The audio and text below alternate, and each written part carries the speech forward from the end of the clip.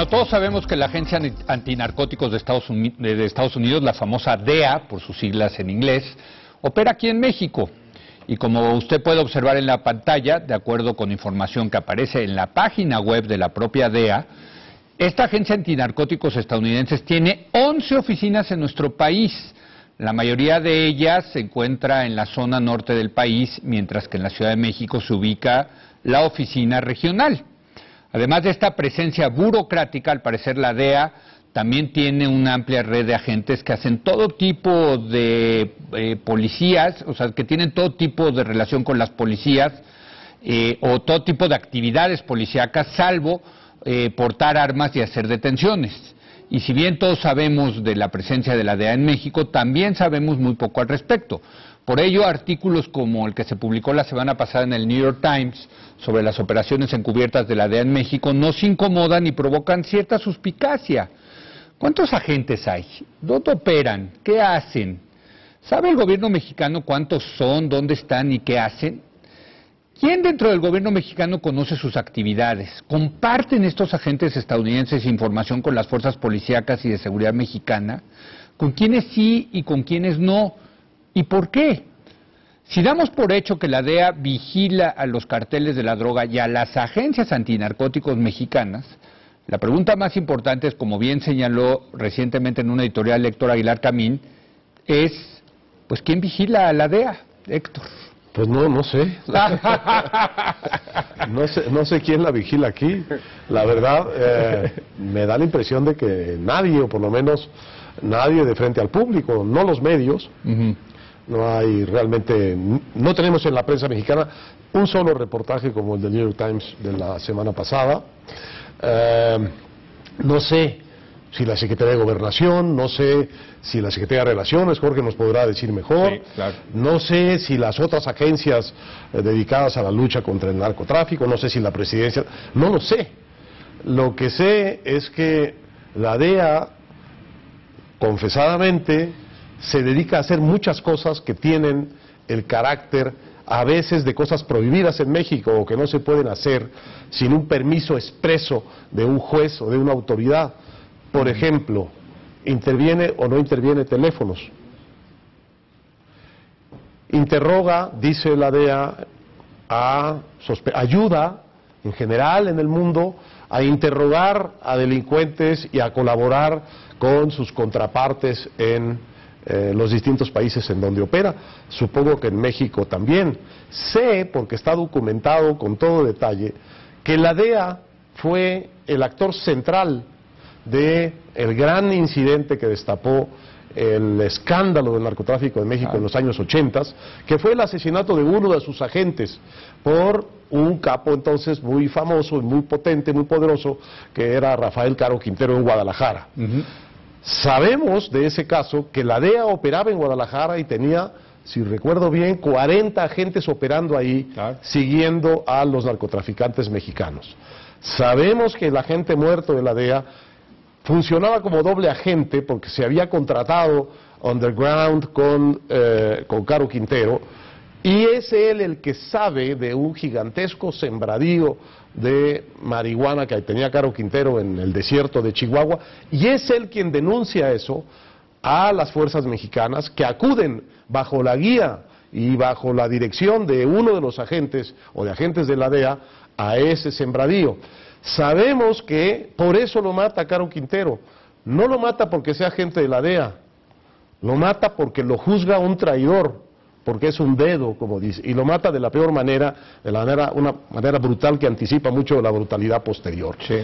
Eso lo sabemos porque la DEA hizo el escándalo en petición no negociable con el gobierno mexicano de que aclararan el caso, y lo aclaran, y como consecuencia de eso caen presos todos los involucrados, y sabemos una enorme cantidad de cosas sobre el involucramiento o la protección que la entonces Dirección Federal de Seguridad le da a los narcotraficantes. Sabemos muchas cosas por el escándalo de la DEA. Me pregunto, ¿cuántas cosas podríamos saber hoy si volvieran a ponerse en la mesa las cosas que hace la DEA en México?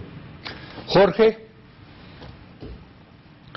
Bueno, León, esto que dice Héctor es absolutamente cierto, pero hay que recordar que sucedió hace un cuarto de siglo, Sí. 1985. Claro. Sí. Entonces, sí es bien importante que tengamos esa perspectiva. Después de esto y a raíz de este caso, el gobierno norteamericano entró ilegalmente a México y secuestró al sí, doctor claro. Álvarez Machain en 1992 para juzgarlo justamente por haber sido el médico que administró, por así decirlo, la tortura a Enrique Camarena, el agente de la DEA. El gobierno de Salinas se montó en cólera, armó un escándalo monumental, echó a los de la DEA, les prohibió estar aquí, hasta que se negoció un acuerdo donde Estados Unidos entregaba la lista de los nombres y la ubicación de los agentes de la DEA en México a la Secretaría de Relaciones Exteriores, y el secretario conservaba la lista en una caja fuerte en su oficina. Cosa que efectivamente era cierto todavía cuando yo estuve ahí. Creo cuando yo estaba eran unos 40 y pico, 42, 43 o 44 agentes de la DEA acreditados como tales. Déjame no quise hacerte, saber ni perdón. sus nombres ni mucho menos su ubicación. Perdón, Jorge, nada más si quisiera hacer esta anotación. ¿La tenía el secretario de Relaciones Exteriores y solamente lo conocía el secretario de Relaciones Exteriores o lo conocían otros funcionarios en México?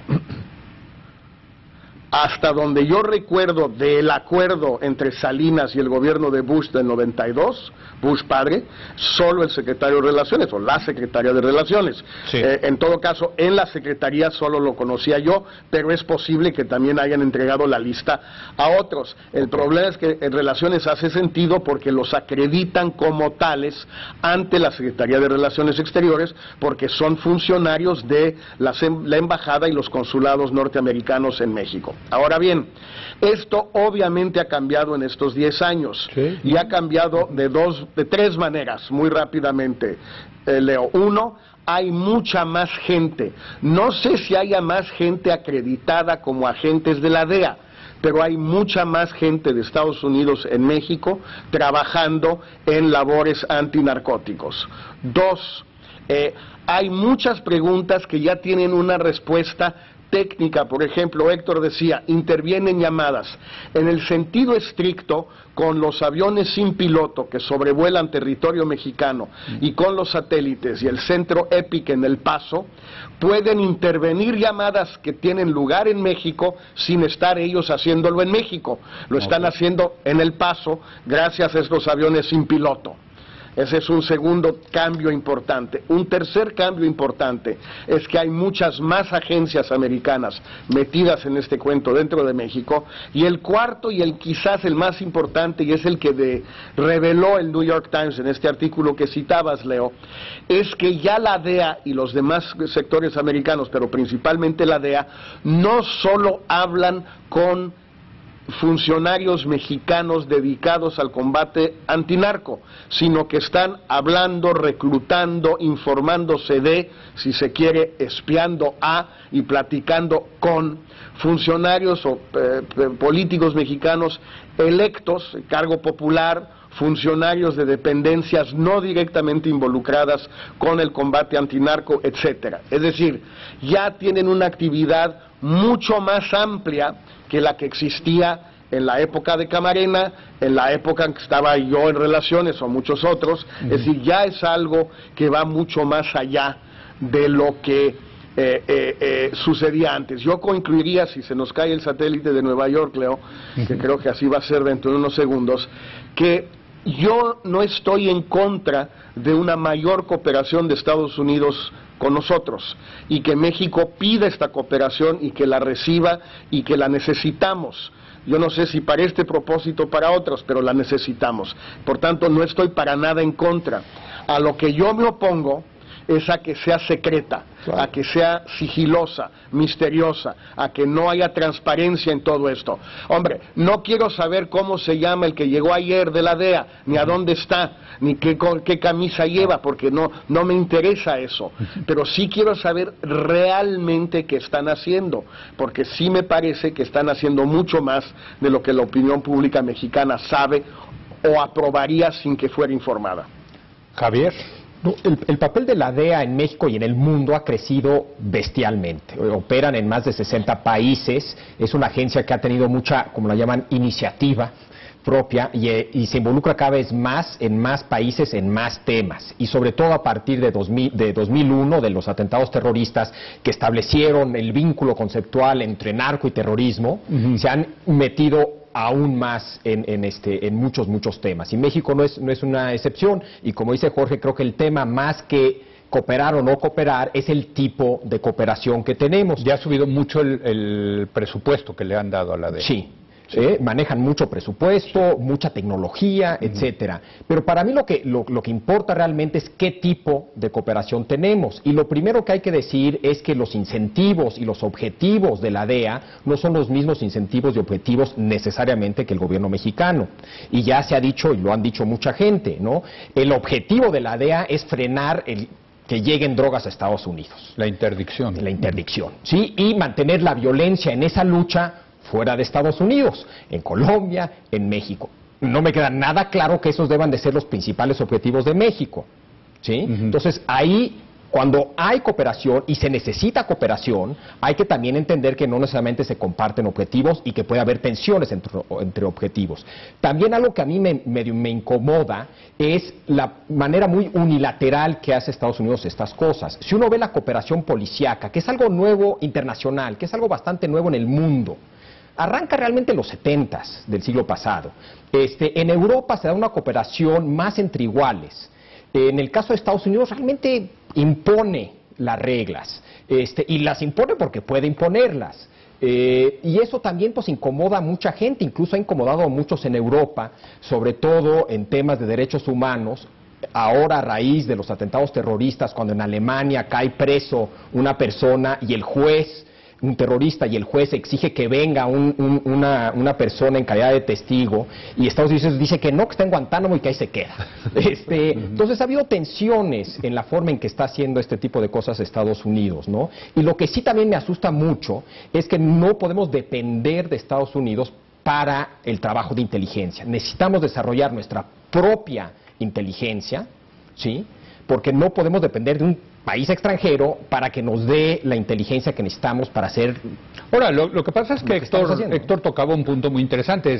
La DEA no solamente está operando en México para tener información e inteligencia acerca de los carteles, sino también de las propias policías mexicanas, ¿no? O sea, al parecer no confían mucho, digamos, ni en las fuerzas. Digo, salió en lo de Wikileaks, ¿no? Que bueno, ni siquiera confían en las Fuerzas Armadas, ¿no? Yo creo que una de las fuentes fundamentales de información sobre lo que pasa en México, en Estados Unidos, es la DEA, y las agencias que trabajan aquí tienen, digamos, una relación fluida con un montón de informantes especializados en temas de seguridad en Estados Unidos, y desde luego esa es la visión que priva. Ahora, a mí, siguiendo lo que decía Jorge, yo no estoy en contra de la cooperación. Me parece incluso que necesitamos más cooperación, pero una cooperación alineada a los objetivos de México y no a los objetivos ni siquiera explícitos de la agencia, esa y otras agencias que operan en México. A mí me parece que la DEA está jugando un papel muy importante en el asesoramiento, en la relación, no solo con políticos, no solo con las policías, sino también con el ejército y con la marina. Yo quisiera saber exactamente, no los detalles de la operación, pero cuál es ese vínculo efectivo. Se dice mucho que son ellos quienes pasaron la información para la captura y el asesinato o la ejecución de Beltrán Leiva. Bueno, es una zona de un asunto muy oscuro, muy importante, que valdría la pena transparentar. Son agentes que tienen un efecto real sobre la vida pública mexicana en el muy sensible asunto de la seguridad. Hay que pedirles lo mismo que les pedimos a los otros agentes: transparencia, claridad. Y al gobierno mexicano, pues, digamos, un poquito más de independencia en materia de, obviamente, mantener reservadas las cosas que deben estarlo de toda colaboración de seguridad, pero, hombre, por lo menos decirnos cuántos son, a qué se dedican, cuáles son sus límites, quién los vigila, cuál es la relación, algo que nos enseñe, que nos ayude a pensar en esta colaboración, repito, no para borrarla, sino incluso para ampliarla en términos que sean públicamente aceptables y alineado, como decía muy bien Javier, a los objetivos nuestros. Sí, no claro. queremos pagar un precio adicional por objetivos que no son claramente los de México. Déjame hacerle, y ya se nos acabó el tiempo de este segmento, pero sí quisiera hacerle una pregunta a Jorge.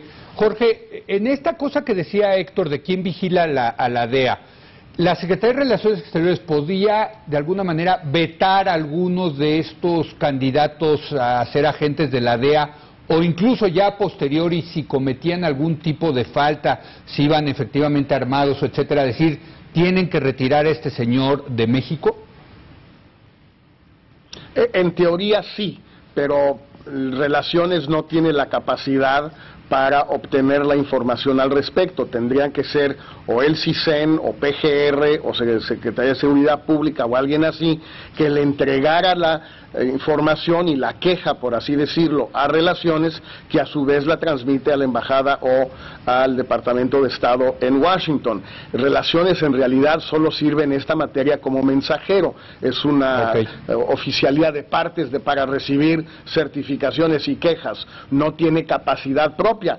El problema, Leo, es que quienes sí tienen capacidad, de algún modo están medio capturados por la DEA. Ese es lo que hay detrás de la pregunta de Héctor. ¿Quién vigila la DEA? Pues las agencias mexicanas que podrían vigilarla, de algún modo han sido capturadas por la DEA en términos de formación, en términos de armamento, en términos de inteligencia, en términos de tecnología y de todo. Entonces va a ser muy difícil que el Ejército o la Marina o el CISEN o cualquiera de estos le diga a los americanos, oye, échamelo. El presidente Calderón lo hizo con el pobre Carlos Pascual, sí, pero como sabemos no intervinieron únicamente motivos de este tipo en esa decisión. Bueno, pues ahí está. Sí, Nada más rápido. Yo creo que lo que sí hay que decir es que ha mejorado la relación entre agencias de inteligencia estadounidenses y mexicanas. Creo que sigue habiendo mucha desconfianza, pero ya hay, creo, mayor confianza y creo que es algo positivo. Sí, claro, y la otra cosa es que tenemos ejemplos de cooperación que creo que funcionan mejor. Claro. Las aduanas, Hacienda y la agencia responsable de aduanas de Estados Unidos, creo que tienen un trabajo de cooperación muy eficaz, entre iguales, bastante transparente. Y por esa Entonces, hay frontera ejemplos. pasa todo.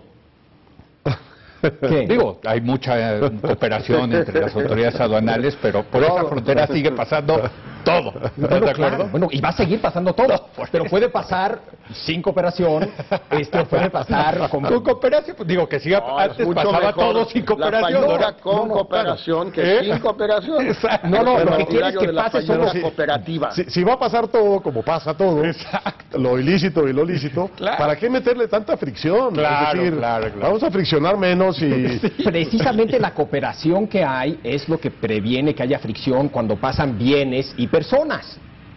De acuerdo. A lo que se han dedicado es que pasen. Corta de los dos lados, Sí, de acuerdo. sí. A lo que se han dedicado es a asegurar que el comercio fluya. Sí, claro. Y qué bueno. Qué bueno. Y gracias Resumen, a la cooperación ha resumen, fluido. para que se entienda bien, más cooperación, Sí. pero ya no digo más transparencia, sino un principio de transparencia.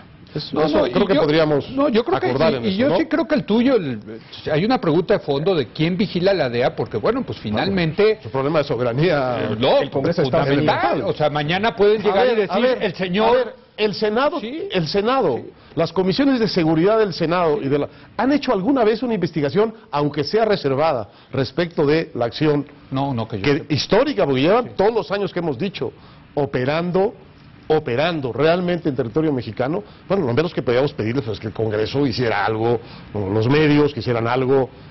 No, bueno, y es que Los bueno, instrumentos es un de tema de la mayor obviedad en la democracia. ¿Quién controla? Who guards the guardians, ¿no? O sea, ¿quién gobierna? Y si estos guardianes son de otra soberanía, pues estamos fritos en eso. Yo creo que me parece fundamental esa pregunta. Bueno, vamos a una pausa y regresamos a discutir el tema de la semana, El triste que tema. tiene que ver con la vida interna de los partidos políticos en México. ¿Qué tanto hay que regularla? Quédese aquí en Foro TV, que continúa la hora de opinar.